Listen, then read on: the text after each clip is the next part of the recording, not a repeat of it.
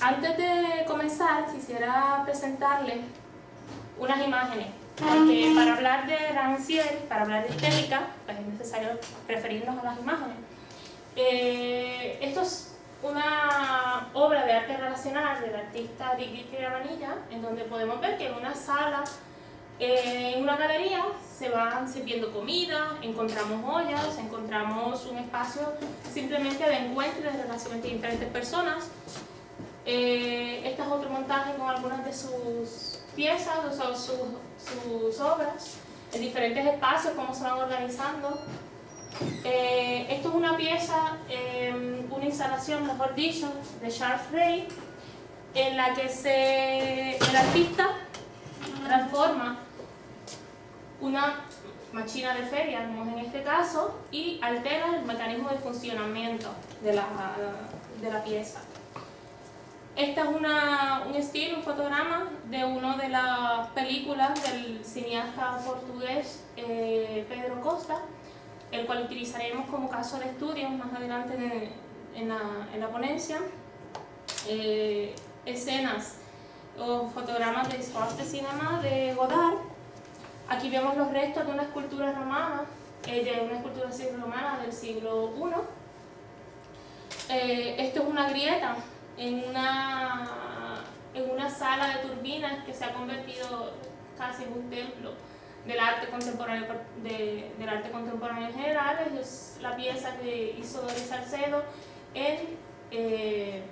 como la Lever 2000, es una comisión que se le hacen a los artistas para que utilicen esa sala, y el artista decidió romper el piso del museo y crear una grieta. O aquí podemos ver el efecto de una palabra bastante polémica en una pieza de Hans Haacke que está en el Palacio de Gobierno en Berlín. O vemos como estos artistas en específico, Jake and Dino Chapman, intervienen el arte. Esto es un grabado original de Goya de los desastres de la guerra, y los artistas lo intervienen creándole esas caras como Mickey Mouse, payasos, ¿no? Son británicos. O vemos aquí que el arte se transforma en la escenificación de una escena de un crimen. Esto es una instalación del artista puertorriqueño Pepón Osorio. O el arte se puede manifestar como una máquina expendedora de chuchería, donde el que ve con el título "Cuando las gallinas mean", hace una referencia directa a la censura y involucra a la comunidad en el desarrollo de esta pieza. Pues quisiera que a partir de todas estas imágenes que hemos visto, quisiera comenzar por decir que así instalaciones, performance y de otro tipo de manifestaciones del arte contemporáneo, todas suelen ser desde algún punto problemáticas si las observamos desde una mirada clásica.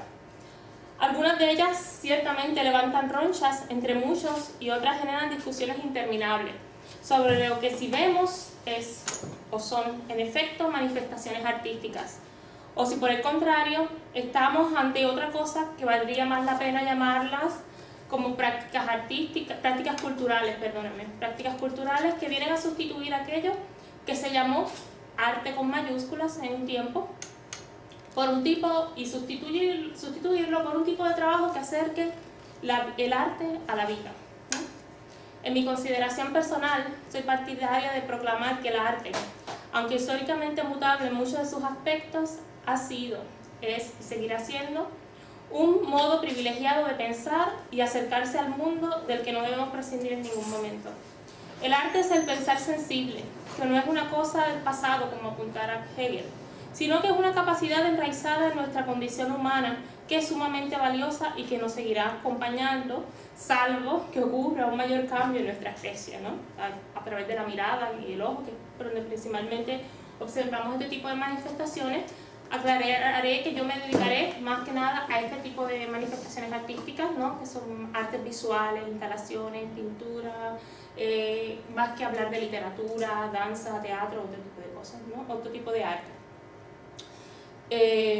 Por otra parte, es imprescindible para cualquiera que intente pensar a fondo la problemática del arte contemporáneo y sus diversas manifestaciones, plantearse una serie de oposiciones conceptuales clásicas como arte y vida, autonomía y heteronomía, ética y estética, representabilidad e irrepresentabilidad, consenso y disenso.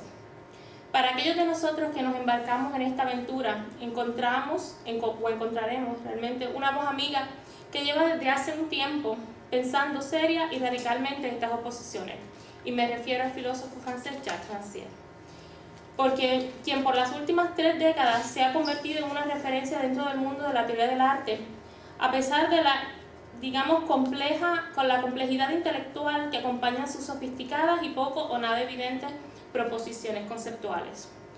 Esto será evidente en mi ponencia, en la que los conceptos de arte, política, estética, etc., se entremezclan constantemente en la medida en que intenta explicar la reconstrucción de la lógica de la relación estética entre el arte y la política. Las imágenes que les he presentado para Jacques Rancière tienen una cosa en común que quizás pues, no suele ser tan obvia para todas las miradas, y es que pertenecen, digamos que lo que las hace ser consideradas arte en aquel entonces, en el siglo I, quizás en la Edad Media y ahora en nuestra época, es que pertenecen a un régimen particular de identificación que nos permite reconocerlas como manifestaciones artísticas pertenecientes al régimen estético del arte. Yo explicaré más adelante a qué se refiere. El régimen estético del arte es la tercera parte o etapa de una división tripartita que el filósofo francés realiza de la historia del arte y que en parte recuerda la construcción de la historia del arte hegeliano, aunque busca pensar un proyecto menos ambicioso que el de la filosofía política de Hegel. Su reconstrucción nos ayuda a afrontar el espacio indiscernible de algunas manifestaciones artísticas contemporáneas y a responder a interrogantes del tipo ¿qué significa? ¿Qué queremos decir cuando decimos que una escultura del siglo I o los restos de esta escultura del siglo I puede ser arte de la misma manera que una pieza relacional de arte relacional de Righi Manilla?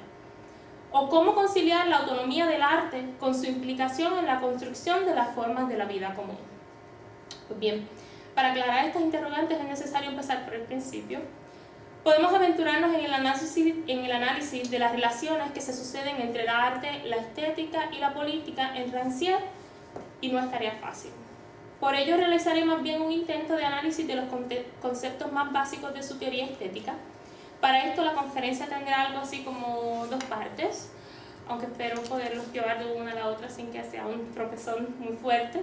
Primeramente realizaré una aproximación a su pensamiento político tal y como lo desarrolla en uno de sus ensayos más importantes, perdón mi francés, La Mésentente, o traducido al castellano como El Desacuerdo, primera vez que se publica en el 1995. Este ensayo será la base para entender la segunda parte de la conferencia, que dedicaré específicamente a su análisis de las relaciones entre la estética y la política, como las plantea en otro libro llamado La Malaise dans l'esthétique, del 2004, que traducido al castellano, está traducido al castellano como El malestar en la estética. Obviamente me referiré a todos los títulos en el idioma castellano, así no ninguno sufrirá al escuchar mi francés. Trataré de explicar qué significan para Rancière las políticas estéticas como concepto y la importancia del arte en la contemporaneidad como ocasión de un planteamiento político. Brevemente, para aquellos de ustedes que no estén demasiado familiarizados con la obra de Rancière, comenzaré por decir que es uno de los filósofos contemporáneos más relevantes del momento y digamos que uno de los más populares en el mundo de la estética y de la teoría política. Nacido en Argelia en el 1940, fue discípulo de Althusser y participó en la redacción de Para leer el Capital, publicada por primera vez en 1965, aunque la primera edición en castellano es del 69, de quien eventualmente se desmarca a partir de mayo del 68 y termina de desvincularse casi totalmente, cuestionando su doctrina en la publicación de La lección de Althusser en el 1974. Desde entonces hasta ahora ha elaborado un extenso, interesante y complicado trabajo crítico en el que defiende la emancipación intelectual e investiga las conexiones entre la política y la estética. Actualmente es profesor de la Universidad de París 8 y quizá uno de los pensadores más célebres a partir de los años 90, luego que en el 1987 publicara El Maestro Ignorante, un libro inspirado en la doctrina de un profesor del siglo XVIII llamado Joseph Jacotot. El Maestro Ignorante, ¿no? En el libro del Maestro Ignorante, Rancière reivindica la igualdad de las inteligencias y afirma que la emancipación intelectual es la única vía para una verdadera emancipación política. Es importante tenerlo presente porque esta idea siempre va a estar presente en todos los textos de Rancière. Ahora bien, después de haberles presentado este breve trasfondo, creo que es importante tenerlo siempre en cuenta porque pues eso siempre va a repercutir en esta ponencia cuando se acerquen a él directamente todos sus textos. Su discurso estético sería aún más complicado sin primeramente comentar algunas ideas básicas de su pensamiento político que aparecen en el desacuerdo. En él, Rancière se da la tarea de esclarecer la naturaleza de la política para poder así realizar una crítica radical a la política del consenso propia de la teoría política contemporánea. Para ello regresa al pensamiento político de Platón y Aristóteles, a través de los cuales busca evidenciar que la política misma comienza con la puesta en discusión del orden natural de la dominación y de la división de la comunidad que surge a partir de la aparición del demos. Así, la política no será el ejercicio del poder ni la lucha por el poder, sino que para Rancière es la configuración de un espacio específico en el que se da la tarea de repartir las partes de lo común. Ese espacio es en esencia litigioso, porque pone en discusión la validez o legitimidad de ese mismo reparto de lo común. Rancière explica que la política ocurre cuando aquellos que no tienen el tiempo, esto lo podemos buscar la referencia directamente en el banquete en Platón, cuando se refiere a los artesanos, a los artistas, se toman ese tiempo necesario para plantearse como habitantes de un espacio común y para demostrar que su boca emite también una palabra que enuncia lo común y no solamente una voz que denota dolor. Aquí hace referencia al sujeto político en Aristóteles. De este modo, el demos, en cuanto parte supernumeraria o excedente, pone en duda el orden y la distribución de los intereses de lo común. La política podrá ser definida en un primer intento, aquí, y cito a Rancière, en primer lugar el conflicto acerca de la existencia de un lugar común, la existencia y la calidad, pues llama arqué, de quienes están presentes en él. Hay política porque quienes no tienen derecho a ser contados como seres parlantes se hacen contar entre estos e instituyen una comunidad por el hecho de poner en común la distorsión, que no es otra cosa que el enfrentamiento mismo, la contradicción de dos mundos alojados en uno solo, el mundo en el que son y aquel en el que no son. Cierro la cita. Este litigio, que surge a partir de un error en la contabilización del demos, es decir, por una falla en la medida ordinaria a causa de los que no tienen parte en la constitución de lo común, es paradójica. Esta paradoja se da de esta manera porque ocurre una distorsión que escapa a la aritmética de los intercambios y reparaciones, donde el orden natural es interrumpido por la institución de los que no tenían parte. Esta distribución y redistribución de los lugares y de las identidades es lo que Rancière denomina le partage du sensible, o sea, lo trato de decir en francés porque es problemática la traducción. A veces se ha traducido como división de lo sensible, yo me referiré como un reparto de lo sensible. En su reflexión sobre los modos de reparto de lo sensible, establece la diferencia entre los dos términos que emplea para dar nombre a esa distribución, que es política y policy. Policy se ha traducido popularmente al castellano como policía. O sea que estaré hablando de una lógica policial para el área de policía y no en el sentido de la uniformada, como dicen. En primer lugar, la política será la puesta en cuestión de la legitimidad de la distribución de lo común, ¿no? Que quede claro. Así el término queda desvinculado de los procesos de agregación y consentimiento de las colectividades, de la organización de los poderes y de los sistemas de legitimación de dichos poderes. A estos procesos o sistemas de legitimación, Rancière los llama policy o policía. Rancière es consciente de la confusión que el empleo de este término puede ocasionar, pues evoca una noción de aparato del Estado, aunque él lo utiliza de un modo más general y neutro. Para él no es tanto un disciplinamiento en el sentido Foucaultiano de los cuerpos como un efecto, una configuración de las ocupaciones de esos cuerpos en el espacio, digamos.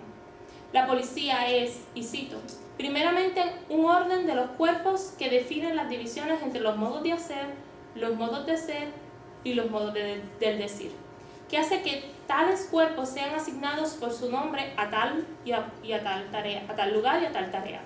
Es un orden de lo visible y de lo decible que hace que tal actividad sea visible y que tal otra no lo sea, que tal palabra sea entendida como perteneciente al discurso y tal otra al ruido. Cierro la cita. La lógica policial consiste en ser en sí misma una división de lo sensible caracterizada por la ausencia de vacío y de suplemento.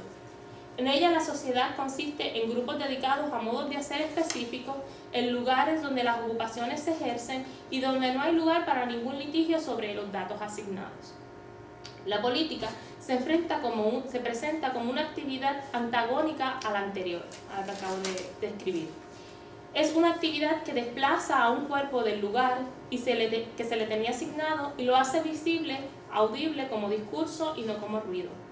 Dentro del esquema de pensamiento de Rancière, si el concepto de policía supone la manifestación de la diferencia entre el Estado como máquina por un lado y de la sociedad por el otro, entonces él se convierte en la elaboración de lo que llama él de una filosofía política.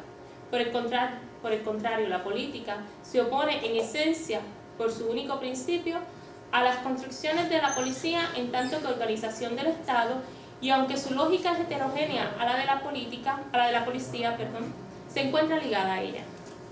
Pues lo que constituye el carácter político de una acción no es su sujeto o el lugar donde se ejerce, pues la política no tiene objetos que le sean propios como tal, y su principio, que es el de igualdad, no tiene nada de político, sino que lo que es sino que se puede decir que se ejerce desde su aspecto formal, que se inscribe en la verificación de la igualdad en la creación de un litigio, de una sociedad que solo existe por la división de sus partes. Ninguna cosa es en sí misma política, porque la política no existe sino por un principio que no le es propio, dice Rancière, el principio de la igualdad. Ahora bien, si la política es la práctica en la que la lógica de la igualdad asume, como él lo llama, la forma del tratamiento de una distorsión causada por unos sujetos o unos dispositivos de subjetivación específicos, entonces la política es en consecuencia un asunto de sujeto y de modo de subjetivación. Pero entonces, ¿cómo se construye esa subjetividad política, ¿no? Pues para el filósofo francés se produce a partir del siglo XIX con una multiplicidad que no estaba dada en la constitución policial de la comunidad, que no formaba parte de la comunidad política reconocida, o sea, los proletarios. En aquel entonces, pues, eran los proletarios. Hoy en día podríamos identificar a los inmigrantes, que por ejemplo no tienen los mismos derechos de ciudadanía y pueden reivindicar una subjetividad distinta, o las mujeres que pueden contarse en el espacio de una cuenta de los incontados. Sin embargo, Rancière advierte que el sujeto político no es un grupo que toma conciencia de sí mismo y se da una voz e impone su peso en la sociedad, que es una confusión común. Para él, hay subjetividad política cuando se posee la capacidad de producir espacios polémicos, escenarios paradójicos, que hacen visibles la contradicción entre dos lógicas, la policial y la política. Y entonces podremos preguntarnos cómo se manifiesta esa subjetivación, ¿no? O esa subjetividad, sin representación. Pues para aquí el Rancière nos trae de nuevo a notación el reparto de lo sensible como un espacio anterior al espacio del logos, en el que se define la subjetividad de los que no tienen parte, en el que este proceso de creación de disensos es en esencia estético. Lo estético es lo que hace que regímenes distintos de expresión puedan comunicarse entre ellos. Así lo estético abre la posibilidad para la interlocución en la política misma. Y cito, la relación entre estética y política es entonces, para ser más precisos, la relación entre la estética de la política y la política de la estética, es decir, la manera en que las prácticas y las formas de visibilidad del arte intervienen en el reparto de lo sensible y en su configuración, de donde recortan espacios y tiempos, sujetos y objetos, lo común y lo singular. Cierro la cita. Esto quiere decir que la estética, desde el punto de vista kantiano de la presunción, es un espacio libre en el que las normas de la representación no intervienen en la creación de un tipo de comunidad de lo sensible que permite establecer un modo de existencia que aniquila el reparto policial. En este sentido, el arte es siempre político, porque lo que se define como arte en cada época depende de un régimen de inteligibilidad y de visibilidad o de identificación que es esencialmente político y que determina una comunidad de sentido. Para ilustrar el potencial político de la heterotopía estética, Rancière utiliza el ejemplo de la publicación de un artículo en un periódico de los trabajadores durante la Revolución Francesa de 1848. El nombre del periódico es, aquí va mi francés nuevamente, Le Tocsin des Travailleurs, el Tocsin de los trabajadores, Tocsin. En él se publicó una serie de artículos en los que un carpintero describía la jornada de trabajo de un compañero suyo, ya fuera en el taller o en la casa donde estaban poniendo un suelo o habilitando, haciendo algún tipo de trabajo. Se presentaba como un tipo de diario en el que se comentaba la sensación de sentirse como en casa, ¿no? Por estos mismos empleados o estos mismos trabajadores, contemplando en su imaginación la decoración de la habitación a la cual aún no terminaban de colocarle el suelo. Si la ventana se abría hacia el jardín o enmarcaba un horizonte pintoresco, el carpintero, el trabajador, paraba sus armas por un momento y se deslizaba por la imaginación hacia la espaciosa pista para disfrutar de ella mejor que los propietarios de las residencias vecinas. El artículo traducía el concepto de desinterés kantiano mediante la desconexión entre la actividad de las manos y de la mirada. La descripción del obrero de la experiencia estética de su compañero es revolucionaria en la medida en que la apreciación estética o la imaginación construyen un nuevo mundo sensible, que es un mundo de iguales en un mundo de propietarios, ¿no?, de la propiedad privada y de desigualdades. El espacio estético es el momento en el que las instancias subjetivas actúan sin considerar el uso y la asignación social de los objetos y se preparan para poner en acto la verdadera política. La política consiste en suspender las coordenadas normales de la experiencia sensorial, en perturbar el acuerdo policial mediante operaciones disensuales que hacen visible lo que no lo era. Así, para Rancière, el arte y la política no son dos realidades independientes sobre las cuales haya que preguntarse si deben relacionarse o no, sino que son dos formas de división de lo sensible dependientes la una de la otra, de un régimen específico de identificación. La política, resumiendo todo lo que he venido diciendo hasta ahora, es el conflicto mismo sobre la designación de objetos que comparten algo en común y sujetos con la capacidad de lenguaje común. Entonces, lo que liga la práctica artística a la cuestión de lo común y el disenso es, y cito, la constitución, a la vez material y simbólica, de un determinado espacio-tiempo, de una incertidumbre con relación a las formas ordinarias de la experiencia sensible. Cierro la cita. El arte no es político por los mensajes y sentimientos que transmite sobre el orden del mundo. El arte es político cuando establece una distancia con relación a los conflictos mismos de la sociedad. Es político por el tipo de tiempo y de espacio que establece. Es político por la manera en que se divide ese tiempo y se puebla ese mismo espacio, por la nueva distribución del espacio material y simbólico que realiza. Así el arte y la política están ligados como una reconfiguración de lo sensible en el discurso de Rancière. Ante la avalancha de objetos de la cultura que inundan los museos, los espacios públicos, las galerías, los teatros, etc., convendría establecer el régimen específico que mencionaba al comienzo, que se activa para poder distinguir entre manifestaciones artísticas o prácticas sociales y culturales.